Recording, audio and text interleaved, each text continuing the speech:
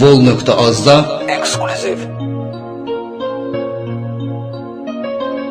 eksklüziv olarak Nicat İmişli Production təqdim edir. İlgar Nasibov ve İlyas Tatlıgan. Gözlerime bakmaz oldun, ya sen beni sevmez oldun. Gittin geri gelmez oldun, axtarır gözler her yerde seni.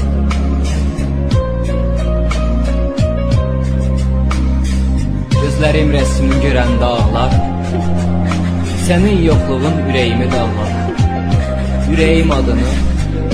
Ürəyim adını hələ də saxlar. Bilirsən ki yar, sevirəm səni. Bilirsən ki yar, sevirəm səni.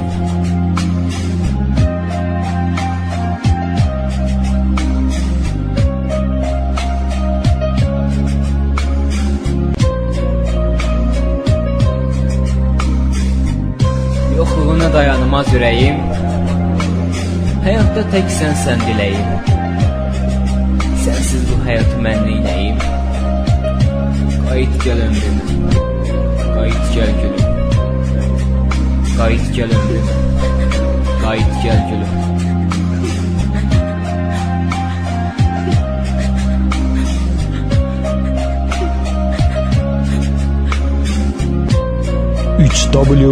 www.vol.az. Yanıyor kalbim, sızlıyor içim. Artık karar verdim, buralardan gitmeliyim. Yanıyor kalbim, sızlıyor içim. Artık karar verdim, buralardan gitmeliyim.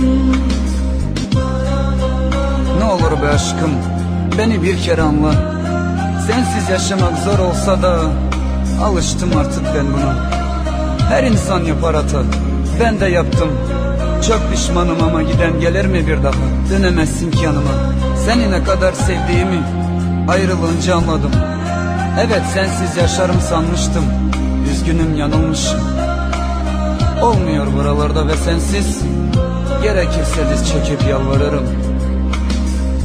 Bana olan sevgini anında silmeyi başardın. Ben senin gibi acımasız olmayı başaramadım. Sonumuz böyle mi olacaktı? Hadi söyle. Yılların hatırı hiç yok mu sende?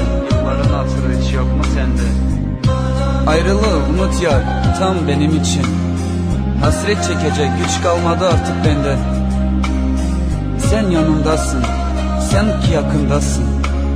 Hasretlik çekecek güç kalmadı bende. Hasretlik çekecek güç kalmadı bende. Yanıyor kalbim, sızlıyor içim.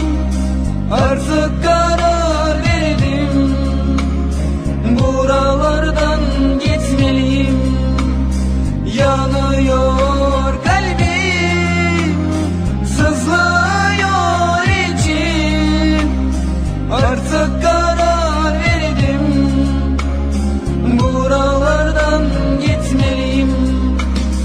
Yanıyor kalbim, sızlıyor içim. Artık karar verdim, buralardan gitmeliyim. Yanıyor. Merak etme sevgilim, sen beni unutmuş olsan da ben seni unutmam, yemin ederim. Yüce Allah'ım şahit, unutmam bilirim, unutmam bilirim. Yanıyor kalbim, sızlıyor içim. Artık karar verdim, buralardan gitmeliyim. İlgar Nasibov ve İlyas Tatlıgan.